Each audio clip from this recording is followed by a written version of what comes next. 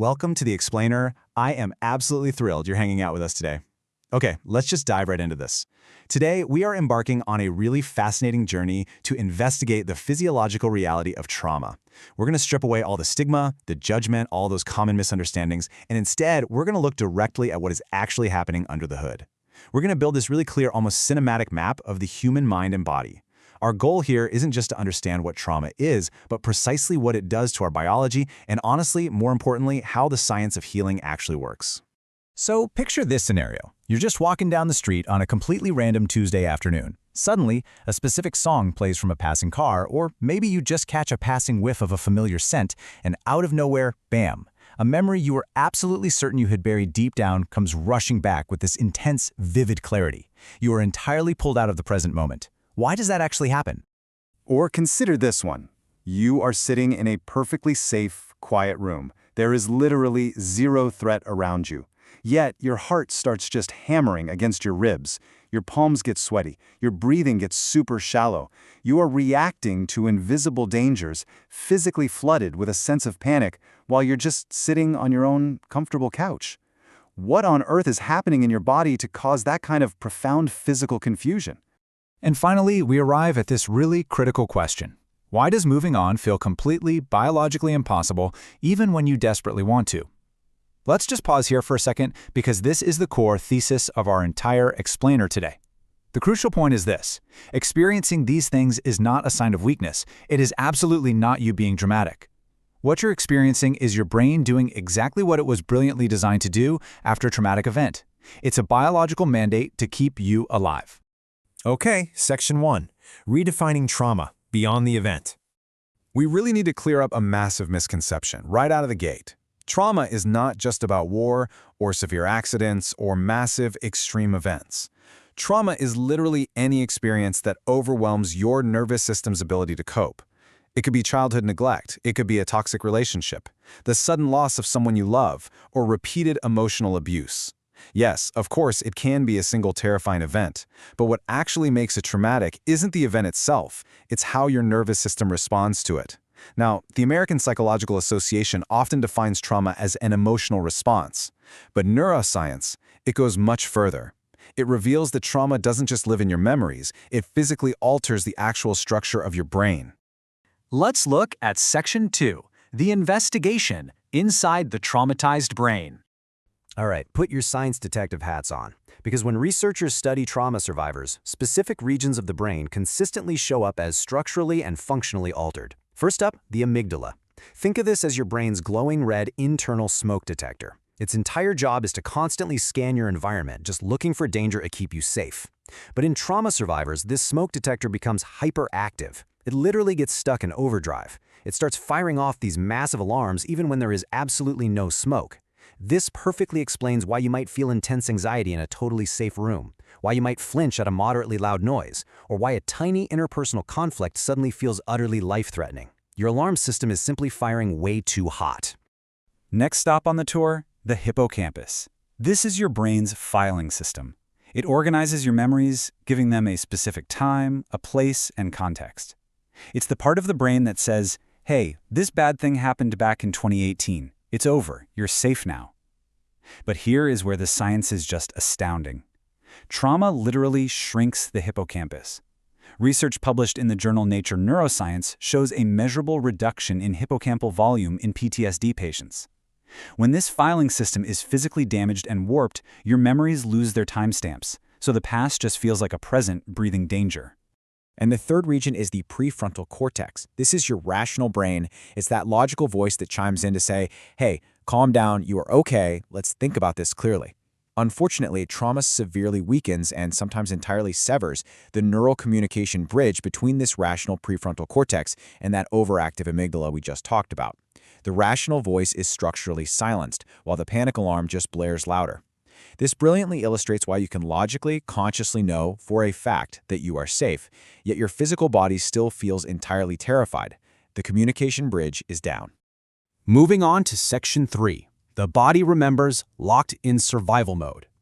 Let's travel down the brainstem and zoom out to the whole nervous system. In mere milliseconds, before you even consciously register a threat, your brain perceives danger and initiates survival mode. Now, you've definitely heard of fight or flight, but science also recognizes a third immediate response: freeze. In seconds, stress hormones like cortisol and adrenaline just flood your system. Your heart rate spikes, digestion halts, muscles tense up, and blood rushes to your limbs so you can literally run away or fight. This is a totally brilliant biological mechanism for immediate danger. But what happens when the threat is inescapable? The body has no way to complete the response.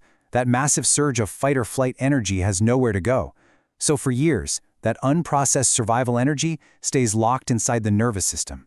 This explains exactly why survivors experience things like chronic pain, deep fatigue, or digestive issues that have no clear medical cause. And this brings us to one of the most famous and really profound quotes in all of trauma research, from psychiatrist Bessel van der Kolk: "The body keeps the score." This brilliantly illustrates how the nervous system stays locked in that state of high alertness.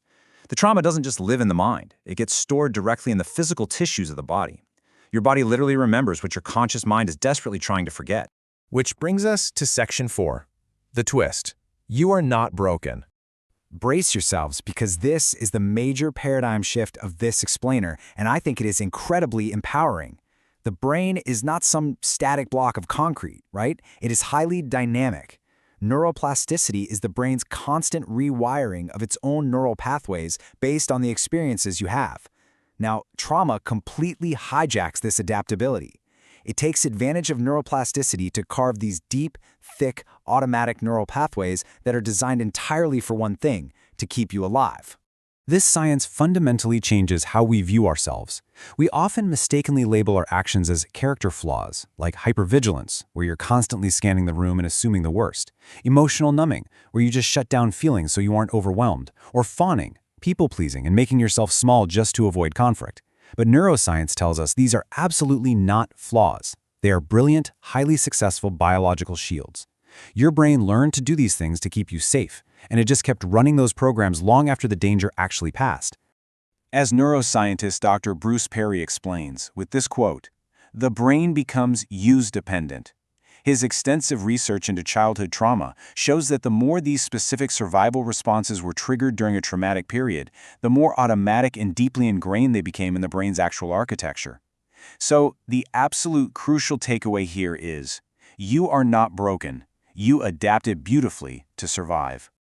Finally, let's get into Section 5, the resolution, the science of healing. If your brain used neuroplasticity to adapt to trauma, it means we can use that exact same science to heal.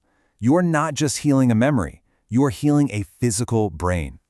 If healing has felt agonizingly slow for you, or if you feel like you should just be over it by now, please give yourself some grace. Rewiring physical neural pathways takes time. It requires repetition, and above all, it requires consistent safety.